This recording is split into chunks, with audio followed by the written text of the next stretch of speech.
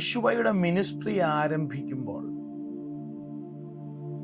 ദൈവം യോശുവയ്ക്ക് കൊടുക്കുന്ന ഒരു വലിയ ദൂതുണ്ട്. യോശുവയുടെ പുസ്തകം 1-ാം അധ്യായം 6-ാം വാക്യത്തിൽ ഇപ്രകാരമാണ് നമ്മൾ വായിക്കുന്നത്: ഉറപ്പും ധൈര്യവും ഉള്ളവനായിരിക്കാം, ഞാൻ അവർക്ക് കൊടുക്കുമെന്ന് അവരുടെ പിതാക്കന്മാരോട് സത്യം ചെയ്ത ദേശം നീ ഈ ജനത്തിന് അവകാശമായി വിഭാഗിക്കും. അതിൽ യോശുവയുടെ മിനിസ്ട്രിയുടെ നട്ടൽ എന്ന് പറയാൻ കഴിയുന്ന 2 പദങ്ങൾ, ഒന്ന് ഉറപ്പും, 2 ധൈര്യവും ഉള്ളവനായിരിക്കുക എന്നുള്ളതാണ്. ഉറപ്പും ധൈര്യവും. ഈ അധ്യായത്തിൽ ദൈവം യോശുവയോട് 3 പ്രാവശ്യം ആ പദങ്ങൾ ആവർത്തിക്കുന്നതായി നമുക്ക് കാണാൻ കഴിയും.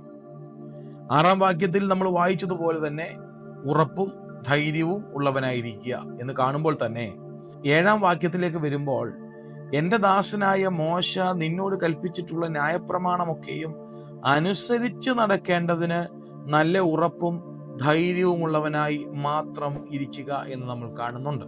9-ാം വാക്യത്തിലേക്ക് വരുമ്പോൾ, നിന്റെ ദൈവമായ യഹോവ നീ പോകുന്ന ഇടത്തൊക്കെയും നിന്നോട് കൂടെ ഉള്ളതുകൊണ്ട് ഉറപ്പും ധൈര്യവും ഉള്ളവനായി ഇരിക്കുക, ഭയപ്പെടരുത്, ഭ്രമിക്കുകയും അരുത് എന്ന് ഞാൻ നിന്നോട് കൽപ്പിച്ചുവല്ലോ. ഞാൻ ഈ 3 വാക്യങ്ങളെ ഒന്ന് പഠനവിധേയമാക്കിയപ്പോൾ 3 ദൂതുകൾ ഈ 3 വാക്യങ്ങളിൽ കിടപ്പുണ്ട്. കോമണായി പൊതുവായി യോശുവയോട് ദൈവം പറയുകയാണ്, നീ ഉറപ്പും ധൈര്യവും ഉള്ളവനാകണം. 2 കാര്യങ്ങൾ നീ ശ്രദ്ധിക്കണം. ഒന്ന്, മോശയിലൂടെ ഞാൻ നിന്നോട് അരുളി ചെയ്തിട്ടുള്ള സകല പ്രമാണങ്ങളും അനുസരിച്ച് നടക്കാൻ നീ ധൈര്യവും ഉറപ്പുമുള്ളവനാകണം. ജനത്തിൽ നിന്നുള്ള തിക്തമായ പ്രതികരണങ്ങൾ ഉണ്ടാകുമ്പോൾ നീ ഉറപ്പോടും ധൈര്യത്തോടും ന്യായപ്രമാണം അനുസരിക്കുന്നവനായി നിൽക്കണം. നിന്റെ കൂടെ ഉള്ളവരും അതനുസരിക്കുന്നവരായി നിൽക്കണം. അവിടെ ഉപയോഗിച്ചിരിക്കുന്ന മറ്റൊരു പ്രയോഗമാണ്, ചെല്ലുന്ന ഇടത്തൊക്കെയും നീ ശുഭമായി ഇരിക്കേണ്ടതിന് അത് വിട്ട് ഇടത്തോട്ടോ വലത്തോട്ടോ മാറരുത്. എന്നെ ഒത്തിരി ചിന്തിപ്പിച്ച ഒരു വാക്യമാണത്. ചെല്ലുന്ന ഇടത്തൊക്കെയും വചനത്തിൽ നിന്ന് നീ ഇടത്തോട്ടോ വലത്തോട്ടോ മാറാതെ നിൽക്കുന്നവനാണെങ്കിൽ നിന്റെ അധ്വാനം കൊണ്ടല്ല നിനക്കൊരു ശുഭത ഉണ്ടാകുന്നത്, നീ എൻ്റെ വചനത്തിൽ നിൽക്കുന്നത് കൊണ്ട് ഞാൻ നിനക്ക് ആ വിഷയത്തിൽ ശുഭത തരും എന്നാണ് ആ വാക്യത്തിന്റെ അർത്ഥം. ചെല്ലുന്നിടത്തൊക്കെയും നീ ശുഭമായിരിക്കേണ്ടതിന്, നീ അധ്വാനിക്കണമെന്നല്ല, ചെല്ലുന്നിടത്തൊക്കെയും ശുഭമായിരിക്കേണ്ടതിന് നീ കഠിനാധ്വാനം ചെയ്യണമെന്നല്ല, ഒറ്റ കാര്യം ചെയ്താൽ മതി, വചനം, പ്രമാണം, കൽപ്പന വിട്ട് ഇടത്തോട്ടോ വലത്തോട്ടോ മാറരുത്. ഇതാണ് 2ാമത്തെ ആശയം. 3ാമത് ആ വാക്യത്തിൽ നമ്മൾ കാണുമ്പോൾ, ഞാൻ നിന്നോട് കൂടെ ഉള്ളത് കൊണ്ട്, 9ാം വാക്യത്തിലേക്ക് വരുമ്പോൾ, നീ പോകുന്ന ഇടത്തൊക്കെയും നിന്നോട് കൂടെ ഉള്ളത് കൊണ്ട് ഉറപ്പും ധൈര്യവും ഉള്ളവനായി ഇരിക്കുക. നമ്മുടെ ജീവിതത്തിലും ഈ 2 പദങ്ങൾക്ക് വളരെ പ്രാധാന്യതയുണ്ട് എന്നാണ് എൻ്റെ ചിന്ത. ഉറപ്പുള്ള ഒരാത്മീയ ജീവിതം, ധൈര്യമുള്ള ഒരാത്മീയ ജീവിതം. ഒരു പക്ഷിയുടെ ചിറകെന്നതുപോലെ ഒരേ ഗൗരവമുള്ള 2 പദങ്ങളാണ് ഉറപ്പുള്ളവനായിരിക്കുക, ധൈര്യമുള്ളവനായിരിക്കുക.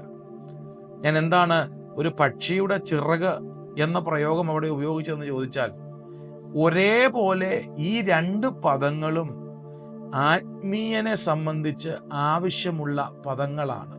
ഒരു ചിറകുമായിട്ട് പക്ഷിക്ക് പറക്കാൻ കഴിയത്തില്ല, 2 ചിറകുണ്ടെങ്കിലേ പക്ഷിക്ക് പറക്കാൻ കഴിയത്തുള്ളൂ. എന്നതുപോലെ ആത്മീയനെ സംബന്ധിച്ച് ഉറപ്പുള്ളവനുമായിരിക്കണം, ധൈര്യമുള്ളവനുമായിരിക്കണം. അങ്ങനെ നീ ഉറപ്പുള്ളവനായും ധൈര്യമുള്ളവനായും ഇരുന്നാൽ നീ പോകുന്ന ഇടത്തൊക്കെയും നിനക്കൊരു ശുഭത ലഭിക്കുവാനിടയായിത്തീരും. അതാണ് അതിന്റെ അവസാന ഭാഗത്ത്, നീ ചെല്ലുന്നിടത്തൊക്കെയും ശുഭമായിരിക്കേണ്ടതിന് അത് വിട്ട് ഇടത്തോട്ടോ വലത്തോട്ടോ മാറരുത്. ഏത് വിട്ട് മാറരുത്? വചനം വിട്ട് നീ ഇടത്തോട്ടോ വലത്തോട്ടോ മാറരുത്.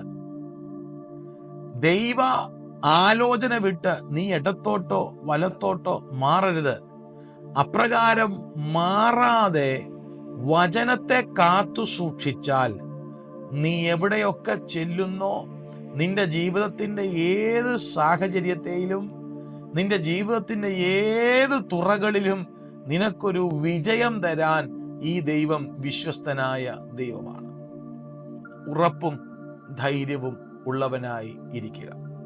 യോശുവയോട് പറയുക, നീ ഏത് കാര്യം കൈകാര്യം ചെയ്താലും എൻ്റെ ഒരു പ്രസാദം ആ വിഷയത്തിലുണ്ടെങ്കിൽ മാത്രമേ നിനക്കതിനകത്തൊരു ശുഭത കൈവരിക്കാൻ ഒക്കത്തുള്ളൂ. കുഞ്ഞുങ്ങളുടെ വിഷയമായിക്കൊള്ളട്ടെ, വിദ്യാഭ്യാസമായിക്കൊള്ളട്ടെ, ജോലി ആയിക്കൊള്ളട്ടെ, കുടുംബജീവിതമായിക്കൊള്ളട്ടെ, ഭാവിപരമായ ഏത് വിഷയമായിക്കൊള്ളട്ടെ, ഏതു വിഷയമായാലും ഒരു ദൈവ പൈതലിനെ സംബന്ധിച്ച് അതിൽ ഒരു ദൈവപ്രസാദമുണ്ടെങ്കിൽ മാത്രമേ ഒരു ശുഭത ഉണ്ടാകത്തുള്ളൂ എന്ന് നമുക്കിവിടെ നിന്ന് മനസ്സിലാക്കാൻ കഴിയും. ആ പ്രസാദം ഉണ്ടാകാൻ നീ എന്താ ചെയ്യണ്ടേ? വചനത്തെ ചേർത്തു പിടിക്കുക. അത് വിട്ട് ഇടത്തോട്ടോ വലത്തോട്ടോ നീ മാറരുത്. അപ്പൊ നോക്കിക്കേ പ്രിയരേ, ദൈവം നമുക്ക് വചനം തന്നിട്ടുള്ളത് ചുമ്മാതെ വായിച്ചു വിടാനും വായിക്കുന്നത് കേൾക്കാനുമല്ല, അത് അനുസരിക്കാൻ വേണ്ടിയാണ്. ജീവിതത്തിൽ പരാജയങ്ങൾ സംഭവിക്കുന്ന ഒരു തുടർ കഥ താങ്കൾക്കുണ്ടെങ്കിൽ ഇന്നു മുതൽ ദൈവവചനത്തെ അനുസരിക്കാനായി ഒരുങ്ങി നിൽക്കാൻ തയ്യാറാകുമെങ്കിൽ നിശ്ചയമായും ഒരു ജയം നിങ്ങളുടെ ജീവിതത്തിൽ ഉണ്ടാകാൻ ഇടയുണ്ട്. അടുത്ത വാക്യത്തിലേക്ക് വരുമ്പോൾ 9-ാം വാക്യം പറയുകയാണ്, നിന്റെ ദൈവമായ യഹോവ നീ പോകുന്ന ഇടത്തൊക്കെയും നിന്നോട് കൂടെയുള്ളത് കൊണ്ട് ഉറപ്പും ധൈര്യമുള്ളവനായിരിക്കുക. ഇതാണ് അതിന്റെ കൺക്ലൂഷൻ എന്ന് പറയുന്നത്. നീ പോകുന്ന ഇടത്തൊക്കെ എങ്ങനെയാ നിനക്ക് ശുഭത ഉണ്ടാകുന്നേ? നിന്റെ ദൈവമായ യഹോവ നിന്നോട് കൂടെ ഉണ്ട് എന്നുള്ള ഒറ്റ കാരണം കൊണ്ടാണ് നിനക്ക് ആ ശുഭത ഉണ്ടാകുന്നത്. അപ്പൊ നിന്റെ ദൈവമായ യഹോവ നിന്റെ കൂടെ ഉണ്ടാകണമെങ്കിൽ നീ വചനം അനുസരിക്കുന്നവനാകണം, ദൈവവചനം പ്രമാണിക്കുന്നവനാകണം, ദൈവവചനം കേൾക്കുന്നവനാകണം. ആ കേട്ട ദൈവവചനത്തെ പ്രായോഗിക ജീവിതത്തിൽ കൊണ്ടുവരുന്നവരാകണം. അങ്ങനെ ദൈവവചനത്തെ ചേർത്തു പിടിക്കുന്നവനെ ദൈവം ചേർത്തു പിടിക്കും. അവൻ പോകുന്ന ഇടത്തൊക്കെയും അനുഗ്രഹത്തിന്റെ വഴികളും വാതിലുകളും തുറന്നു വരാനിടയായിത്തീരും. ഉറപ്പും ധൈര്യവും ഉള്ളവനായി ഇരിക്കുക. പ്രതിസന്ധികൾ വരുമ്പോൾ, ജീവിതത്തിൽ പ്രതീക്ഷിക്കാത്ത പ്രയാസങ്ങൾ കയറി വരുമ്പോൾ, ദൈവവചനത്തെ മുറുകെ പിടിക്കുന്നവന്റെ മേൽ ദൈവിക വിടുതലുകളെ വെളിപ്പെടുത്തുവാനായി ദൈവം തുടങ്ങും. ദൈവവചനത്തിൽ ഉറപ്പുള്ളവരാകുക, ദൈവശക്തിയിൽ ധൈര്യം ഏറ്റെടുക്കുക. ദൈവത്തിന്റെ പരിശുദ്ധാത്മാവ് നിങ്ങളെ സഹായിക്കട്ടെ. ഒരു വാക്ക് പ്രാർത്ഥിക്കാം. പ്രിയ പിതാവേ, ഈ മെസ്സേജ് കേൾക്കുന്ന നിന്റെ ജനത്തിനായി സ്തോത്രം. അവരുടെ മേലുള്ള എല്ലാ ഭയങ്ങളും മാറട്ടെ.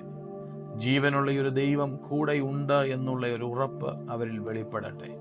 ദൈവത്തിൻ്റെ ശക്തമായ സാന്നിധ്യം വ്യാപരിക്കുന്നതിനായി സ്തോത്രം. നിന്റെ ജനത്തെ അനുഗ്രഹിച്ച് ഈ വചനത്താൽ ബ്ലസ് ചെയ്യുന്നു. മഹത്വം അങ്ങയ്ക്ക്, യേശുവിൻ നാമത്തിൽ തന്നെ. Amen, amen. God bless U.